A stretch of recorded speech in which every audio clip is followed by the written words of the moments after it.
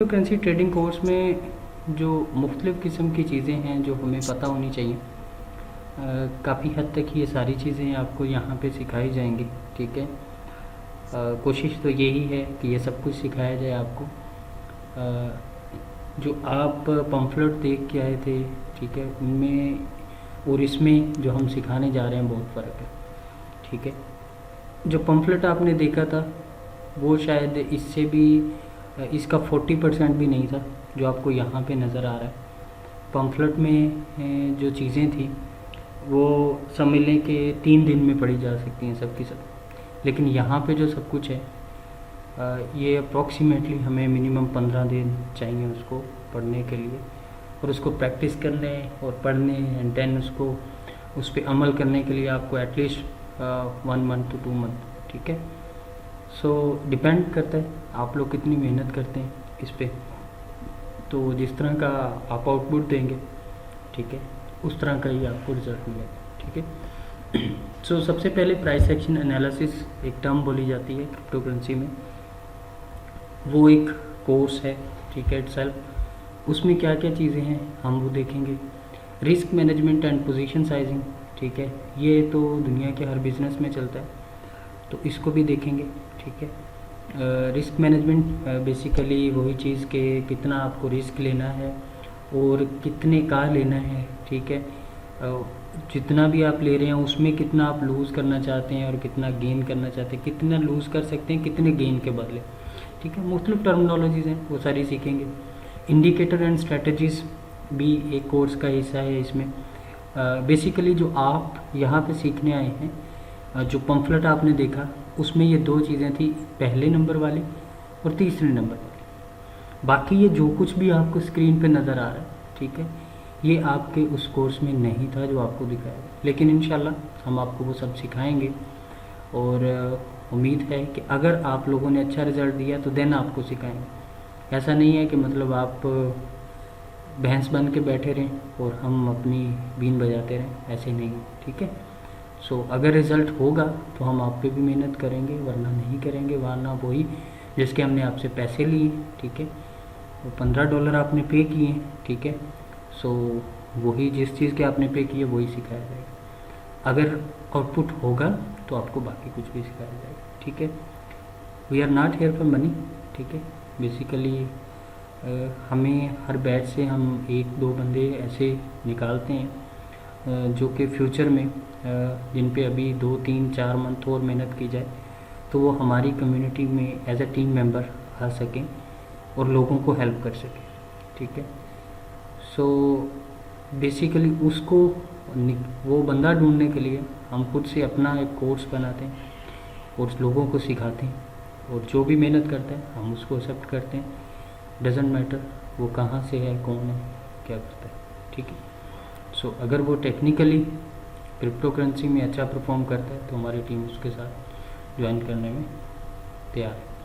अच्छा जी, तीसरा जो कोर्स होगा वो indicator and strategies. Indicator and strategies basically ऐसे समझ लें कि आप रिपोर्ट आपको मिल जाए और आप जो उसको बोलो वो करे। ठीक है, लेकिन रिपोर्ट की लिमिटेशंस हों, ठीक है, और वो उसी को करे। ठीक है, तो इसी तरह आपको समझ लें कि यहाँ पे भी रोबोट मिल जाएगा। ठीक है, और वो आपकी स्क्रीन पे कुछ स्पेसिफिक काम करेगा और जिसको लिए जिसके करने से आपके काम में बहुत आसानी हो जाएगी। आप बाइंग सेलिंग सारे सिग्नल बना सकोगे।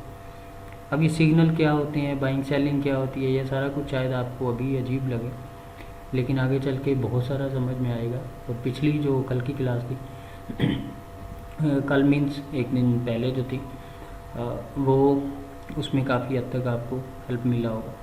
खैर, उसके बाद चार्ट पैटर्न्स आते हैं। चार्ट पैटर्न्स बहुत इंपॉर्टेंट होते हैं क्रिप्टो करेंसी में। ठीक है, बहुत बड़े बड़े ट्रेडर्स इस पर ट्रेड करते हैं और एक अच्छा प्रॉफिट यहाँ पे अर्न किया जाता है। ठीक है, सो इस पर भी बात होगी। कैंडलस्टिक पैटर्न्स भी आपको सिखाए जाएंगे। फंडामेंटल एनालिसिस क्या चीज़ है, ठीक है, इस पर भी पूरी कोशिश होगी कि आपको कुछ वेबसाइट्स बताई जाएँ, कुछ पढ़ने के तरीके बताए जाएँ, समझने के मेथड्स बताए जाएँ, क्या क्या देखना चाहिए, कब देखना चाहिए वो बताया जाए। इम्पोर्टेंट वेबसाइट्स कौन कौन सी है क्रिप्टो करेंसी की वो भी आपको सिखाया जाएगा। सेंटिमेंटल एनालिसिस और बहुत कुछ, ठीक है। सो आप में से शायद किसी का माइक ऑन है, मुझे कान में थोड़ा सा नॉइज़ आया।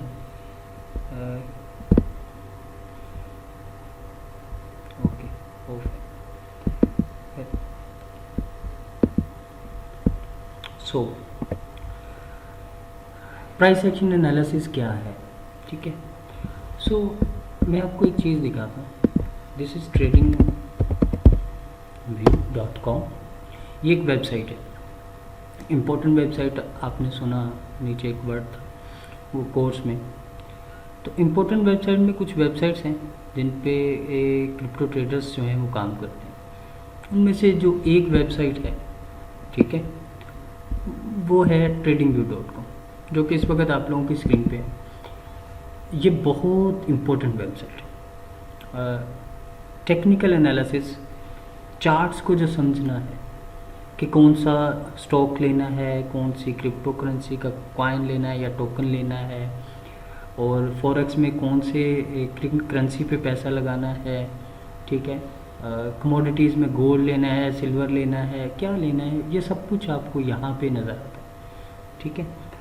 tradingview.com बेसिकली टेक्निकल एनालिसिस में आपको हेल्प करता है। टेक्निकल एनालिसिस में कौन सी चीज़ आती है, आपके सामने एक चार्ट बना हुआ नज़र आएगा आपको, ठीक है। उस चार्ट में जो लाइंस होंगी उनको पढ़ के प्रेडिक्ट करना, उसकी माजी की मूवमेंट को देख के प्रेडिक्ट करना कि आगे ये किस तरफ जाएगा। This is all about technical analysis, ठीक है। इसमें आप चार्ट के पैटर्न्स देखते हैं कि चार्ट पे किस तरह की शक्लें बन रही, ठीक है। उसके अलावा आप देखते हैं कि कौन सा ऐसा पॉइंट है जहाँ से बार बार करेंसी गिर रहा है, ठीक है, प्राइस नीचे आ रहा है। उसके अलावा अगला हमारा पॉइंट हो सकता है कि कौन सा ऐसा पॉइंट है जहाँ से जब भी मार्केट आती है तो ऊपर जाती है। फॉर एग्जांपल, अगर कोई चीज़ 10 रुपये की है तो देखा जाता है कि अगर आपको मतलब आप उसको ऑब्ज़र्व करें कि जब भी ये चीज़ 15 रुपये पे हुई है तो उसके बाद इसकी प्राइस नीचे गिरना शुरू हो जाती है। सो 15 पे जाके आप उसको बेच देंगे, ठीक है।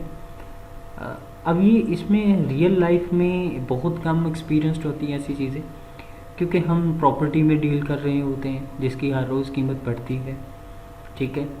हम गाड़ियों में डील कर रहे होते हैं, ठीक है, जिसकी कीमत मार्केट स्ट्रेटजीज, टैक्स और बाकी चीज़ों पे की वजह से बढ़ रही होती है, ठीक है।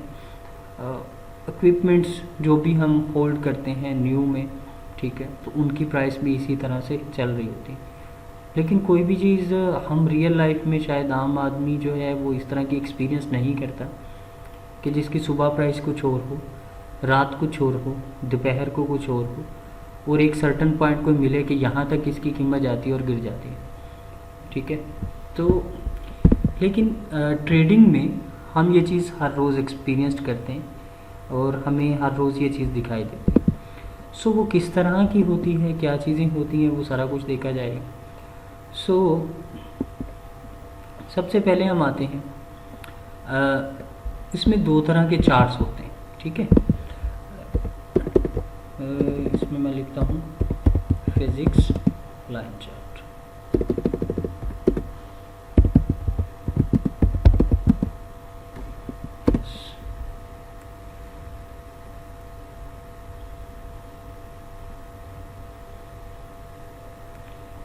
इंटरनेट बहुत स्लो है। आवाज़ सबको क्लियर है ना, कोई मसला तो नहीं आ रहा आवाज़ में?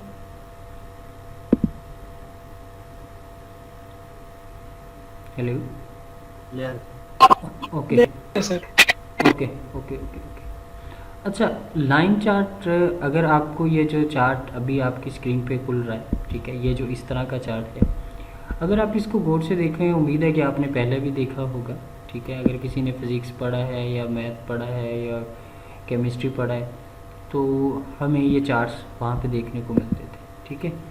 सो ये जो चार्ट्स हैं बेसिकली ये लाइन चार्ट होते थे कि आजकल ये फॉर एग्जांपल देखें, अगर कि 2 तारीख को ये कीमत है, 4 तारीख को ये है, 6 को ये है, 8 को ये है, तो ये साथ में कीमत आ रही है 20 रुपये, 40 रुपये, 60 रुपये, 80 रुपये, और जो जो कीमत है उसके एक पॉइंट लगा के उसको लाइन मिला देना, ठीक है।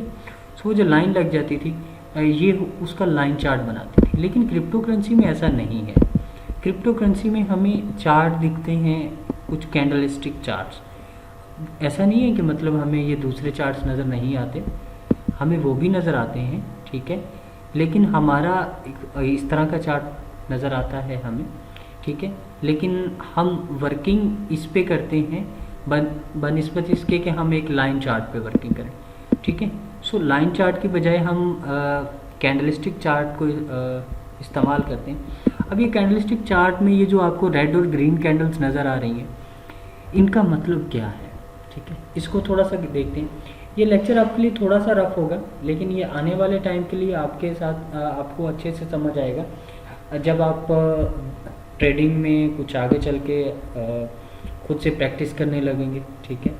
आहिस्ता आहिस्ता आहिस्ता आहिस्ता, क्योंकि ये ऐसी चीज़ें हैं जिन पे जो ट्रेडर्स हैं वो आपको एक चीज़ डेली बताते हैं, ठीक है, और कहते हैं कि बस यही सीखो, और अगले दिन दूसरी चीज़। लेकिन मेरा एक कोशिश ये है कि अगर आप में से कोई मेहनत करने वाला है तो उसका टाइम ज़ाया किए बगैर उसको एक दिन में इतना बता दिया जाए तो वो अगर मेहनत करे, ठीक है, तो वो 5-6 दिन में बहुत अच्छा एक ट्रेडर बन जाए, ठीक है। सो अगर आप मेहनत करेंगे देन ही ये पॉसिबल होगा, वरना आपको मैं भी वो कर सकता हूँ कि एक दिन आऊँ और आपको कैंडल पढ़ाऊँ कि ये कैंडल ओपन क्लोज किधर होती है, ठीक है, सपोर्ट क्या है, फिर अगले दिन बता दूँ रेजिस्टेंस क्या है, फिर मेजर सपोर्ट बता दूँ, फिर मेजर रेजिस्टेंस बता दूँ, फिर माइनर सपोर्ट बता दूँ, फिर माइनर रेजिस्टेंस बता दूँ, तो कहीं ना कहीं आपको एक अच्छा खासा टाइम लग जाए, ठीक है। सो मैं चाहता हूँ कि आप खुद से सर्च करें और मैं भी आपको सिखाऊं, और जो भी आपके सवालों में आपको उनके जवाब दूं, और आप जल्दी से ये चीज़ें सीखें और इसको अडॉप्ट करें। मैं भी कहीं नहीं जाने वाला, आप भी कहीं नहीं जाने वाले। जहाँ भी आपको सवाल होगा मैं आपको जवाब दूंगा, और with the passage of time आप एक अच्छे ट्रेडर बनेंगे, ठीक है। सो जैसे कि आपने एक चार्ट देखा, लाइन चार्ट भी आपको मैंने दिखाया, आपको मैंने कैंडलस्टिक चार्ट भी दिखाया। सो अगर हम कैंडलस्टिक चार्ट को देखते हैं तो उसमें 2 तरह की कैंडल्स हमें नज़र आती थी, एक है ग्रीन कलर की, एक है रेड कलर की, ठीक है। एक होता है कैंडलस्टिक चार्ट, एक होता है होलो कैंडलस्टिक चार्ट। होलो कैंडल को आप छोड़ दें, अब कैंडलस्टिक चार्ट को ही हम इस्तेमाल करेंगे। तो कैंडलस्टिक चार्ट जो है इसमें हम ग्रीन और रेड कलर की 2 कैंडल देखेंगे। अब ये जो ग्रीन कलर की कैंडल है, ठीक है, इसमें आप देखिए कि ये यहाँ पे से मोटा शुरू होता है और यहाँ पे ख़त्म होता है, और ये ऊपर भी एक ब्रेक लाइन है, नीचे भी एक ब्रेक लाइन है। इसी तरह इसका भी है, ठीक है, इसी तरह इसका भी है। ये जो सोलर एरिया है, ये जो ग्रीन कलर का थिक एरिया है, मोटा एरिया है, और ये जो ब्लैक कलर का है, ये जो रेड कलर का है, इसको कैंडल की बॉडी बोला जाता है, ठीक है। और ये जो ऊपर है लाइन सी, इसको विक भी बोला जाता है, इसको शैडो भी बोला जाता है, ठीक है। और शायद एक और भी वर्ड था लेकिन मेरे माइंड से निकल गया, लेकिन इसको विक और शैडो तो बोले जाते हैं, ठीक है। अच्छा, अब ये बॉडी क्या चीज़ है, ये लाइन क्या चीज़, ये हमें क्या बताती है, और लाइन चार्ट हमें क्या नहीं बताता था, ठीक है। अब अगर हम लाइन चार्ट को देखते हैं तो अगर आप गौर से देखें, ये देखें, ये यहाँ से हमें बताता है कि इसकी कीमत 2 तारीख को इतनी थी, 10 रुपये थी, 3 को 11 रुपये थी, 4 को 12 रुपये थी, 5 को 15 रुपये थी। लेकिन हमें इसने ये नहीं बताया कि उसी दिन कीमत कितनी ऊपर गई, कितनी नीचे आई, ठीक है, और कितनी साइडवेज गई, ठीक है, और रुकी कहाँ पे, ओपन कहाँ पे हुई थी, क्लोज कहाँ पे हुई थी। बहुत सारे सवाल आते हैं जिनका जवाब हमें ये नहीं दे सका। 4 सवाल मेन हैं कि उस दिन कीमत कहाँ पे ओपन हुई थी, कहाँ पे क्लोज हुई थी, सबसे ज़्यादा ऊंची कहाँ तक गई थी, और सबसे ज़्यादा नीची कहाँ तक गई थी। ये 4 सवाल हमें ये लाइन चार्ट नहीं बताता। इसीलिए जैपनीज़ ने ये एक कैंडलस्टिक चार्ट बनाया जिसमें हमें ये 4 सवाल के जवाब मिलते हैं, जो कि हमें अपनी ट्रेडिंग में बहुत बहुत बहुत हेल्प करते हैं, ठीक है। सो अब हम आते हैं इस पे। ये ग्रीन बॉडी जो है, ग्रीन का मतलब ग्रीन कलर ही बुलिश माना जाता है, ठीक है। सो ग्रीन का मतलब है, समझ ले, पहले समझ ले कि बुलिश कैंडल। बुलिश कैंडल क्या होती है, बाद में ग्रीन पे आते चले। बुलिश कैंडल ये है कि अगर कोई चीज़ की कीमत 10 रुपये थी, अगर उसकी कीमत ऊपर को गई, 11 को गई, 12 की तरफ गई, 13 की तरफ, मतलब ऊपर गई, वो जहाँ तक भी चली जाती है, ठीक है। सो अगर वो ऊपर को जाके ऊपर क्लोज होती है, ठीक है, 10 रुपये की चीज़ थी, 10 रुपये पे ओपन हुई और जाके 12 रुपये पे क्लोज हो गई, या 13 पे हो गई, या 14 पे हो गई, इवन 10.01 पे भी हो गई, तो वो बुलिश है। अब बुलिश का मतलब क्या समझ में आया हमें, कि कीमत का नीचे से ऊपर जाना, कीमत का बढ़ना। अब अगर कीमत का बढ़ना है तो इसका मतलब क्या होगा कि कीमत नीचे से ऊपर जाएगी। जैसे कि ये ग्रीन एरो आपको दिखाया गया है एग्जाम्पल के तौर पे, इसका मतलब है कि कीमत यहाँ पे ओपन हुई, यहाँ पे क्लोज हो। ये जो बॉडी है ये ओपनिंग और क्लोजिंग बताती है। जो 4 सवालात मैंने आपको बोले थे, ओपनिंग, क्लोजिंग, हाई और लो, ये 4 सवालात के जो जवाब हैं ये हमें ये कैंडल देती है। सो ये जो ओपनिंग और क्लोजिंग है ये हमें बॉडी बताएगी। ओपन होती है ग्रीन बुलिश कैंडल जो है वो नीचे से, क्यों बुलिश कैंडल नीचे से ओपन होती है, जैसे कि मैंने आपको बताया कि बुलिश का मतलब ही नीचे से ऊपर जाना, ठीक है। 10 रुपये की अगर चीज़ 10.01 पे जाएगी तन ही वो बुलिश मानी जाएगी। सो मतलब कि यहाँ से ये कैंडल ओपन होती है, या यहाँ पे ओपन क्लोज हो जाती है, सॉरी ओपन बोलो, यहाँ पे क्लोज हो जाती है, ठीक है। अब डजंट मीन कि ये इतनी बड़ी कैंडल, ठीक है, 10 से 11 है, ठीक है, मैं एक सिर्फ एग्जांपल आपको समझा रहा हूँ। वो आगे चल के आपको मुख्तलिफ कैंडल नज़र आएंगी, प्राइस डिफरेंस नज़र आएगा, वो सब कुछ पता चलेगा। अब ये बॉडी का तो समझ में आ गया बुलिश का। ये जो लाइन है ये क्या चीज़ है, ठीक है। सो ये जो लाइन है इसको विक बोला जाता है, ठीक है, इसको विक बोला जाता है, इसको शैडो बोला जाता है। ये जो जितनी नीचे है मिनिमम, ये इसका लो है। सबसे नीचे जहाँ तक गई है वो इसका लो है, और सबसे ऊपर जहाँ तक गई है वो उसका हाई है। सो ये पॉइंट इसका हाई है, ये पॉइंट इसका लो है, ये पॉइंट इसका ओपन है, ये पॉइंट इसका क्लोज है, ठीक है। बुलिश का मतलब क्या है, कीमत का नीचे से ऊपर जाना, ठीक है। नीचे से ऊपर जाने का मतलब है कि नीचे ओपन हुआ होगा, ऊपर क्लोज हुआ होगा। और शैडो का मतलब ये है, ये जो विक्स हैं, ये जो लाइन है, ये मतलब शैडो को बताती है। और शैडो अगर हमें लो पॉइंट देखना है तो वो कैंडल का सबसे जो नीचे वाला सिरा होगा वो उसके लो होगा, और सबसे जो ऊपर वाला टॉप होगा, सिरा होगा, वो उसका हाई होगा। इसी तरह अगर हम बेरिश कैंडल देखना चाहें कि वो किस तरह की होती है, तो वो इसके उलट होती है। अब उलट जस्ट एक वर्ड है, इसको हम समझेंगे कि वो उलट क्यों है और कौन सा पॉइंट उलट है। बेसिकली टोटल उलट नहीं होता, सिर्फ बॉडी का कॉन्सेप्ट उलट हो जाता है। वो कैसे उलट होता है, क्यों होता है, ये भी हम देखते हैं। बेरिश कैंडल का मतलब ही क्या है? बेरिश का मतलब ये है कि जो भी चीज़ आपने खरीदी वो जहाँ पे खरीदी वो वहाँ से नीचे गई। अब वहाँ से नीचे जाने का मतलब क्या है? वहाँ से नीचे जाने का मतलब ये है कि अगर आपने 10 रुपये की चीज़ ली थी, वो 9 रुपये पे आ गई, 8 रुपये पे आ गई, 7 रुपये पे आ गई। अब अगर 8 रुपये 7 रुपये पे एक चीज़ आ जाती है, ठीक है, सो इसका मतलब क्या है? 8 रुपये 7 रुपये पे अगर चीज़ आ जाती है तो इसका मतलब ये है कि वो बेरिश हो गया है, ठीक है, प्राइस गिर गया है, प्राइस नीचे आ गया। अब प्राइस गिर गया है, प्राइस नीचे आ गया है, जो कुछ भी हुआ है, ठीक है। सो अब हम यहाँ पे देखते हैं कि हमें क्लोजिंग ओपनिंग कहाँ पे मिलेगी, ठीक है। सो यहाँ से अगर 10 रुपये कीमत थी, नीचे गया, यहाँ पे क्लोज हुई, ये 8 रुपये कीमत थी, या 7 रुपये थी, या 5 थी, या 3 थी, जो भी थी, ठीक है। सो अब ये बेरिश कैंडल की बॉडी का कॉन्सेप्ट तो उम्मीद है आपको समझ में आ गया, क्योंकि आपको बुलिश मैंने एक्सप्लेन किया। प्राइस का ऊपर से नीचे जाना बेरिश है। 10 रुपये की चीज़ थी, 9 रुपये पे आ गई, बेरिश हो गई। अब आते हैं ये जो विक्स हैं, ये जो रेड कलर की लाइन ऊपर और नीचे नज़र आ रही है, ये क्या बताते हैं? वही सेम कि जहाँ सबसे ऊपर जहाँ तक गई है वो उसका हाई है, सबसे नीचे जहाँ तक गई है वो उसका लो है। ये आपको थोड़ा सा मैंने एक्सप्लेन तो किया, लेकिन अब हम इसको चार्ट पे देखते हैं। चार्ट पे देखने से हमें थोड़ा सा ज़्यादा क्लियर होगा। ये देखिए ज़रा चार्ट, ये इस तरह का चार्ट होता है, कैंडलस्टिक चार्ट। इसके ऊपर बहुत सारी चीज़ें हमें देखना होती हैं, वो हम वक्तन व वक्तन सीखेंगे, ठीक है।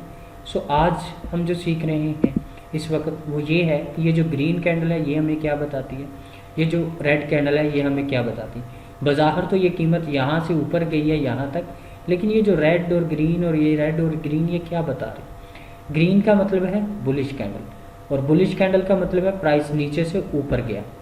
रेड का मतलब है बेरिश कैंडल, मतलब ऊपर से प्राइस नीचे गया, ठीक है। विक हमें हाई और लो बताती है, मतलब जहाँ तक वो ऊपर गई, जहाँ तक वो लो गई। जैसे कि ये है, अगर हम देखें कि कहाँ ये यहाँ से यहाँ चेक करें ज़रा, इसमें जो विक्स थी इस वाली कैंडल में, अगर आप इसको गौर से देखते हैं तो विक ये कहाँ तक नीचे आई, लेकिन ये क्लोज कहाँ पे हुई, यहाँ पे हुई। ठीक है, तो अगर हम इसी तरह इस कैंडल को देखते हैं, ये कैंडल ज़रा परफेक्ट रहेगी आपके लिए, आपको समझाने के लिए। मैं इसको ज़रा जूम कर देता हूँ, ठीक है, तो आपको और अच्छे से आपको नज़र आ जाए। ठीक है, अच्छा, दूसरी चीज़ ये कि ये विक्स का होना कैंडल पे ज़रूरी नहीं है। ठीक है, ऐसा नहीं है कि हर बार विक्स होंगी, लाजमी होंगी। अगर आप इसको गौर से देखें तो ये देखें, ये यहाँ पे ओपन हुई, यहाँ पे क्लोज हुई। ठीक है, इसका हाई यहाँ तक गया और इसका लो यहाँ तक गया। ये अगर आप गौर से देखते हैं इसी कैंडल का, मैंने एरो को साइड पे कर लिया ताकि आप इस कैंडल को ज़रा गौर से देख सकें। ठीक है, तो इतनी ऊपर कितनी बड़ी लाइन है, नीचे कितनी, ये वोलेटिलिटी होती है। ठीक है, इसी वोलेटिलिटी को जो ट्रेडर होता है वो कैश करता है। कैश कैसे करता है, वो कीमत को नीचे ख़रीदता है जब वो मिनिमम पॉइंट पे होती है, जहाँ पे उसको लगता है कि यहाँ से ये ऊपर जा सकती है, वो वहाँ से ख़रीदता है और सेम डे में, 4 घंटे में, 3 घंटे में, 5 दिन में, 2 दिन में, जहाँ उसको सूटेबल प्रॉफिट मिलता है वहाँ पे वो बेच देते हैं। ठीक है, ट्रेडर की मुख्तलिफ इक़साम मैंने कल आपको बताई थी, आप क्या हैं उनमें से ये आप अपना अंदाज़ा खुद लगाएंगे। ठीक है, सो अब हम आते हैं अपने अगले पॉइंट की तरफ। यहाँ पे मुझे बताएं, बुलिश कैंडल बेरिश कैंडल में किसी को कोई कन्फ्यूजन है तो बताएं, ताकि यहाँ तक पॉइंट क्लियर हो। अहमद हुसैन है जी, सबसे पहले ऊपर नाम आ रहा है। जी सर, कोई प्रॉब्लम नहीं समझ आती। बुलिश और बेरिश का आप बताएं, फिर बुलिश कैसी, बुलिश कैंडल का क्या मतलब है अगर आपको समझ में आती है।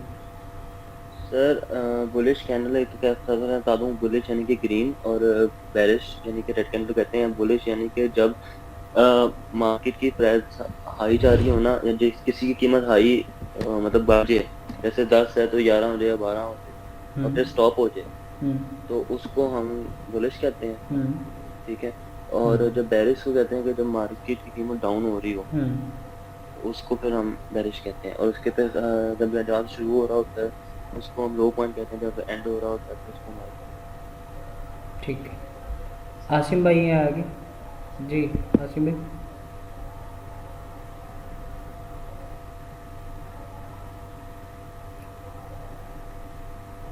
जी सर, अस्सलाम वालेकुम। वालेकुम सलाम। आसिम भाई, बुलिश बेरिश का समझ में आ गया?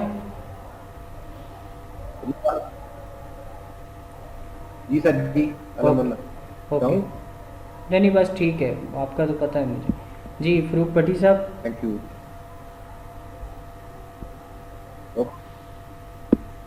फरूक साहब,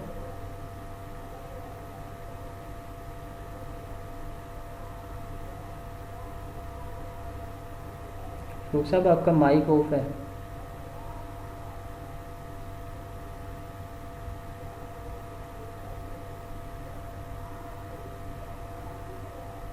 उसके बाद हैदर है। हैदर आपका क्लियर है जी? ओके, हमजा भाई आपका? जी सर, ओके है। हनी भाई आपका? जी सर। अच्छा, बाकी तो सब पुराने, ठीक है, उनको तो पता ही है। फरूक भाई आपका? जी जी जी ओके है हमारा। ओके, फरूक साहब मेरे बहुत अच्छे दोस्त हैं, ठीक है। मेरा माइक ऑन नहीं हो रहा था, मैंने अब क्लिक किया तो ऑन हो गया। जी जी, मैंने देख लिया था, मैंने कहा फरूक साहब ये ना बोल रहे हैं और बाद में पता चले माइक ऑफ हो। चले ठीक है, नहीं अब हम अगले पॉइंट पे चलते हैं। फरूक साहब जहाँ भी टेंशन हो मुझे बता देना बस। अच्छा जी, अगला पॉइंट ओके। हम देखेंगे कि मार्केट सपोर्ट कहाँ पे बनाती है। ऐसा कौन सा पॉइंट है जहाँ से प्राइस ऊपर जा सकती है, ठीक है, या अगर कीमत किसी चीज़ की गिर रही है तो कौन सा पॉइंट है जहाँ पे आके वो रुक सकती है, ठीक है, कौन सा पॉइंट है जहाँ पे आके रुक सकती है, ठीक है। सो हम उस पॉइंट पे बेसिकली आके अपना बाइंग ऑर्डर लगा सकते हैं, या वहाँ से अगर मार्केट गिर रहा है तो हम एक्सपेक्ट करते हैं कि वहाँ से मार्केट ऊपर चला जाएगा, ठीक है। सो या वहाँ पे स्टेबल होगा। सपोर्ट और रेजिस्टेंस, अब सपोर्ट ऐसी चीज़ होती है, ये देखिएगा ज़रा, सपोर्ट ऐसा पॉइंट होता है जहाँ पे आके मार्केट अगर ऊपर से नीचे आती है तो मार्केट जहाँ पे रुकती है, ठीक है, वहाँ से फिर थोड़ा सा बाउंस लेगी, अगर दोबारा से वहीं से आके रुकती है और दोबारा बाउंस लेती है, 2 बार बाउंस लेने पे हम उसको सपोर्ट कहते हैं। इसी तरह अगर मार्केट ऊपर जाती है और किसी पॉइंट को टच करके नीचे गिर जाती है और उसके बाद फिर अगेन वहाँ तक जाती है, जैसे यहाँ पे गया और फिर नीचे गिर गई, 2 बार अगर रिजेक्ट होती है किसी एक एरिया से, एक जोन से, एक छोटे से मिनिमम पॉइंट से, ठीक है, तो वो वहाँ उसकी रेजिस्टेंस बन जाती है। माना जाता है कि हम सब एक टेक्निक होती है कि सपोर्ट पे बाय करो, रेजिस्टेंस पे सेल करो, ठीक है, और मोस्टली ऐसा करने वाले ट्रेडर प्रॉफिट में होते हैं, लेकिन उनको सही मायनों में सपोर्ट और रेजिस्टेंस का पता होना चाहिए। अगर उनको इल्म होगा देन ही वो इसको ट्रेड कर सकेंगे। सो हम उसको सीखेंगे, ठीक है, हम सपोर्ट एंड रेजिस्टेंस को बनाना भी सीखेंगे, हम सपोर्ट एंड रेजिस्टेंस को ट्रेड करना भी सीखेंगे। सो 2-4 क्वेश्चन हैं, इनको ज़रा गौर से देखें। What is support and resistance? Support and resistance है क्या चीज़?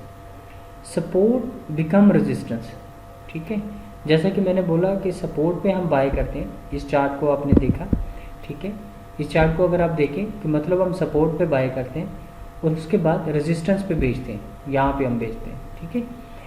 सो लेकिन अगर ऐसा हो जाए कि ये जो सपोर्ट है ये रेजिस्टेंस बन जाए तो वो किस तरह की लगेगी, वहाँ पे ट्रेडर क्या करता है और वो किस तरह का पता चलेगा कि ये सपोर्ट थी अब रेजिस्टेंस बन गई, तो वो चीज़ भी समझेंगे। अब देखें ना, यहाँ पे हम बाय करें, ये सपोर्ट है, और उसके बाद मार्केट चली जाए नीचे और ये सपोर्ट जो है वो रेजिस्टेंस बन जाए, तो वहाँ पे क्या करना चाहिए, वो सारा क्वेश्चन भी हम देखेंगे। और कैसे पता चलेगा कि अब ये यहाँ से ऊपर नहीं जाने वाला और हम एक नई स्ट्रेटजी को लेके वहाँ पे प्रॉफिट निकालें कैसे, मतलब वो सब कुछ देखेंगे, ठीक है। सो मतलब सपोर्ट बिकम रेजिस्टेंस। अब आता है रेजिस्टेंस बिकम सपोर्ट। अब फॉर एग्जांपल हम ट्रेड कर रहे थे यहाँ पे कि हम सपोर्ट पे बाय करते हैं, रेजिस्टेंस पे बेचते हैं, सपोर्ट पे बाय करते हैं, रेजिस्टेंस पे बेचते हैं।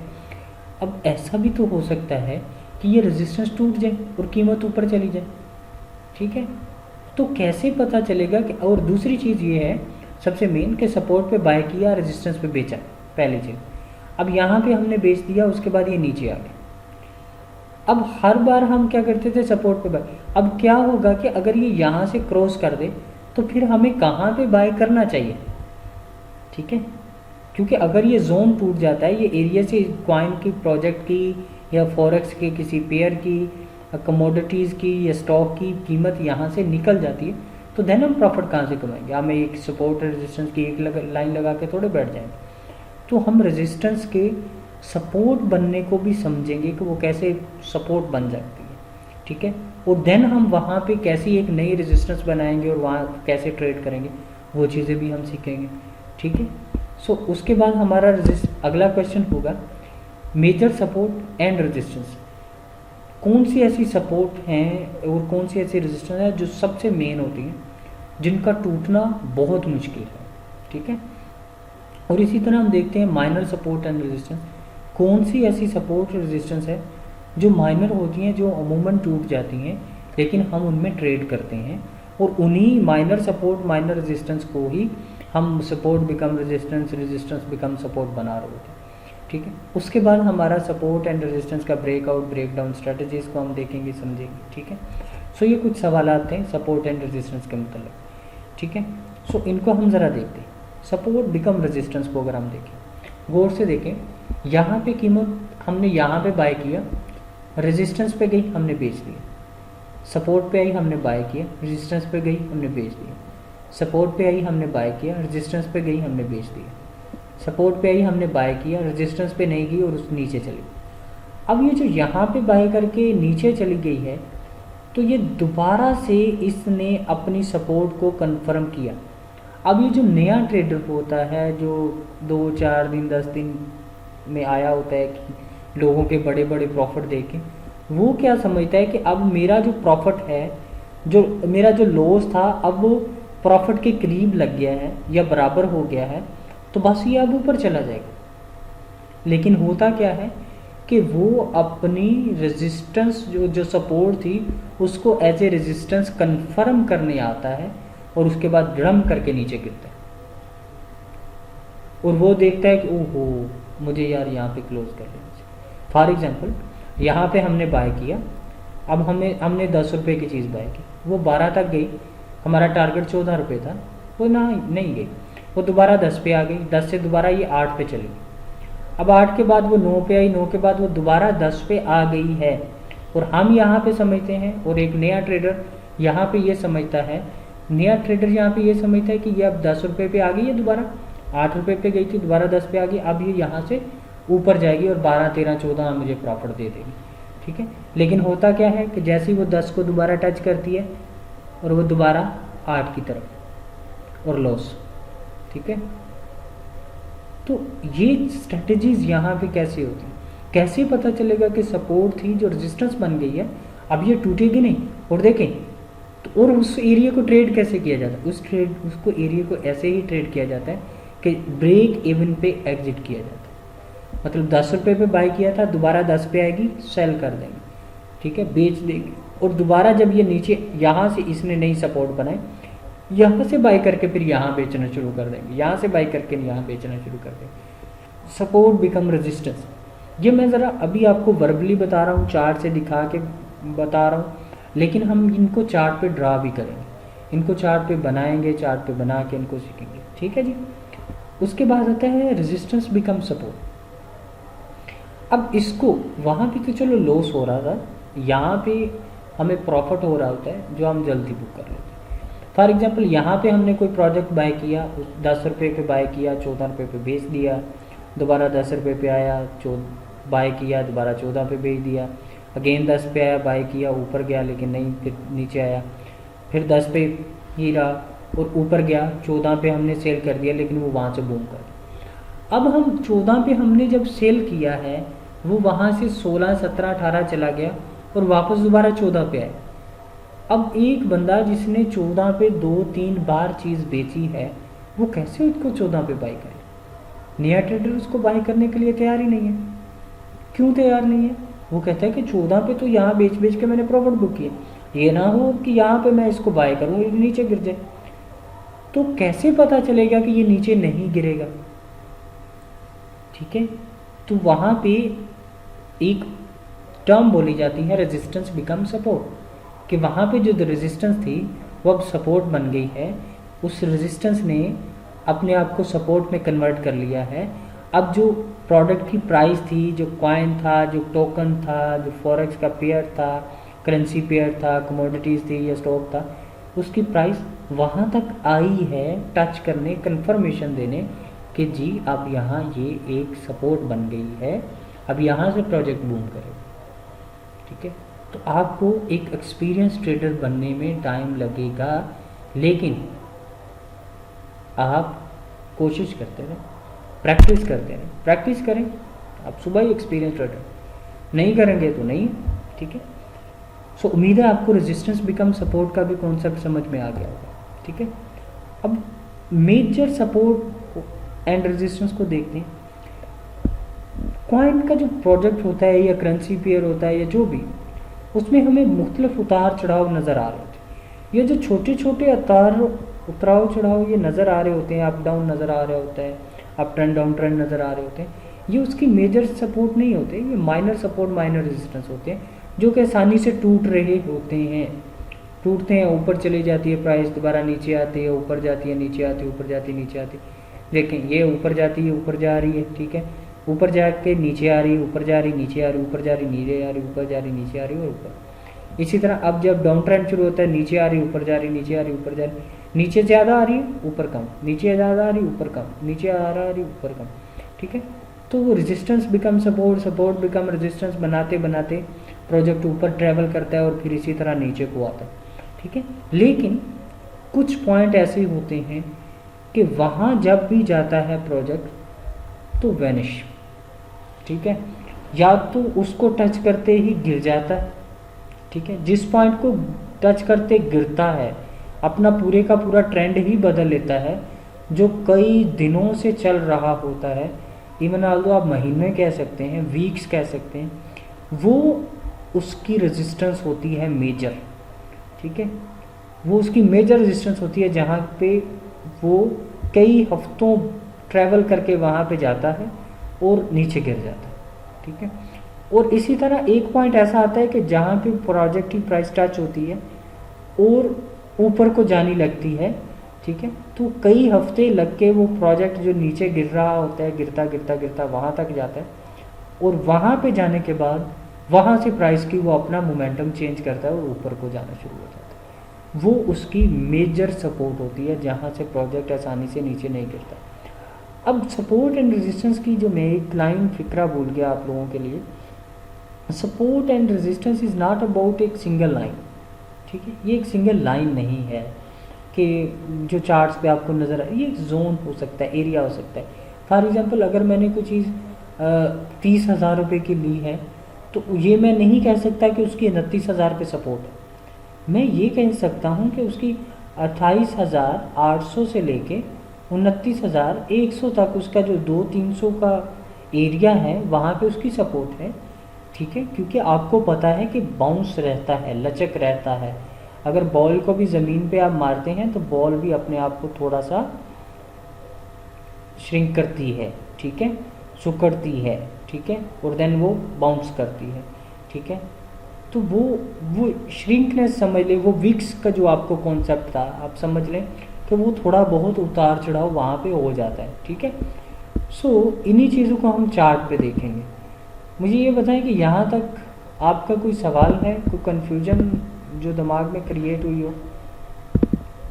बाकी आप जब इसको खुद से बनाएंगे तो इंशाल्लाह से आपको समझ में आना शुरू होगा। नहीं सर, फिलहाल तो नहीं है। बाकी मेंबर्स, अहमद आपका भी? नहीं सर। ओके, आसिम भाई आपका support become resistance, resistance become support. Sir ji general concept तो ठीक है इसमें, हम्म ठीक है, हम्म लेकिन आप बीच में बाद ऐसी चीजें आ जाती हैं जो थोड़ा सा मसलन आप कह रहे थे कि माइनर रेजिस्टेंस और रेजिस्टेंस करने का नंबर बताओ, माइनर रेजिस्टेंस और माइनर सपोर्ट जो है वो तो ठीक है, वो उनकी फ्लक्चुएशन है वो बताती है, लेकिन मेजर सपोर्ट पे आके हम जब देखते हैं कि वीक्स वो जो पहले एक फ्लक्चुएशन आ रही थी और वो एक खास रेजिस्टेंस पे आके उसने टच किया और फिर नीचे आने की शुरू हो गई, राइट। और सेम आपने पॉइंट इसमें अपोनेंट बताया था सपोर्ट के लिए, ठीक है, वीक्स के डिफरेंस पे वो आता है और फिर वहां से बाउंस करता है। इसमें मुझे थोड़ी सी सर अगर आप फील ना करें तो कुछ एक्सप्लेन कर मैं आपको बता, देखें, मेजर सपोर्ट मेजर रेजिस्टेंस को समझने के लिए आपको पहले आइडेंटिफाई करना है कि आप कौन से ट्रेडर हैं। अगर तो आप इन्वेस्टर हैं जो कि लॉन्ग टर्म 3-3, 4-4, 5-5 महीने की इन्वेस्टमेंट करते हैं, जो एक पूरे जोन में के एरिया में जाता है, वहाँ पे अपने जो भी प्रोजेक्ट होता है उसको DCA में उठाता है, ठीक है, और माइनर सपोर्ट माइनर रेजिस्टेंस को उसके लिए कोई वैल्यू नहीं है, तो वो पूरे का पूरा जो चार्ट है उसमें दो ही चीज़ें देखता है, और एक होती है सबसे नीचे उसकी मेजर सपोर्ट और एक होती है सबसे ऊपर उसकी मेजर रेजिस्टेंस। नीचे वो बाय करते हैं, ऊपर का सेल ऑर्डर लगाता है और छोड़ के सो जाता है, ठीक है। लेकिन हमारे जैसा ट्रेडर जो सुबह अमीर होना चाहता है, ठीक है, जो कहता है कि भाई मुझे रातों रात करोड़पति बनना है, जो कि अल्लाह करे कोई बन जाए, लेकिन होता क्या है, वो चाहता है कि मुझे ये जो माइनर सपोर्ट माइनर रेजिस्टेंस है इसको ट्रेड करना है। सो माइनर सपोर्ट माइनर रेजिस्टेंस ये जो छोटी छोटी हैं, हम उनमें उनको वैल्यू देते हुए वहाँ पे अपना छोटा छोटा प्रॉफिट बुक करते हैं, ठीक है। सो पहले जब आप अपनी क्लासिफिकेशन खुद करेंगे कि हम क्या हैं, ठीक है, और एक एरिया में जब हम परफॉर्म कर लेंगे देन आपका ये जो क्वेश्चन है इंशाल्लाह ये सोल्व हो जाएगा, ठीक है, किसी एक एरिया में। मैं नहीं कहता कि आप इन्वेस्टर के तौर पे परफॉर्म करें, मैं नहीं कहता आप स्कैल्पर के तौर पे परफॉर्म करें, मैं नहीं कहता इंट्राडे में आए, मैं नहीं कहता स्विंग में। आप जिस भी एरिया में जाएंगे और वहाँ पे अपनी परफॉर्मेंस शुरू करेंगे तो आपको अपने अंदर खुद ब खुद दूसरे एरिया में जो पड़ी चीज़ें हैं उनमें भी डेवलपमेंट होती दिखाई देगी। लेकिन क्या है कि अभी हमने एक एरिया में अपनी स्ट्रेंथ को पूरा नहीं किया, ठीक है। सो जब हम बाइंग सेलिंग करेंगे, बाइंग सेलिंग सबसे बड़ा प्रेशर होता है। जब वो स्टार्ट होगा देन हमें पता चलेगा कि हमें किस जोन में जाना है। पेपर पे तो हम सभी जोन में बैठे हैं, हम इंट्राडे में भी बैठे हैं, हम स्कैल्पिंग भी कर रहे हैं, हम स्विंग भी कर रहे हैं, हम लॉन्ग टर्म इन्वेस्टर भी हैं। लेकिन जब हमारी जेब का पैसा किसी प्रोजेक्ट में लगता है और वो ऊपर नीचे जाता है तो देन हमें उस पर अपना एक पूरे का पूरा रूल बनाना पड़ता है कि हमें कौन सी स्ट्रैटेजी पे अमल करना है। तो वो with the passage of time आपका ये सारा सोल्व हो जाएगा इंशाल्लाह से, आहिस्ता आहिस्ता आहिस्ता आहिस्ता, ठीक है। Got it sir, thank you. Farooq भाई जी सर, यहाँ आगे तक समझ में ओके। हैदर भाई आपका ओके। हमजा भाई आपका, जी सर, ओके ओके। हनी भाई आपका तो ऑलरेडी होगा। जी सर। जवाद भाई आपका जी सर, क्लियर है। ओके। बाकी सब मेंबर्स तो ऑलरेडी हुए हैं। अच्छा, सो मैं अब ये थी बेसिकली आपको ओवरऑल गाइडलाइन, क्योंकि आप में से कुछ मेंबर्स ऐसे हैं जिन्होंने अभी तक अकाउंट भी पहली बार बनाया था, ठीक है। सो उनके लिए ये काफ़ी चीज़ें कंफ्यूज हो सकती थी। अब मैं आपको एक रिकॉर्डेड वीडियो भेजता हूँ, ठीक है, अपनी जो पिछले सेशन को मैंने लास्ट सेशन वाले को दी थी। आप उस वीडियो को देखें, उसमें मैंने ड्रा करना भी सिखाया है, ठीक है। सो उस वीडियो को देखिएगा। पहले ये कॉन्सेप्ट्स आपके ऑलरेडी क्लियर हो चुके हैं, उस वीडियो को देखिएगा।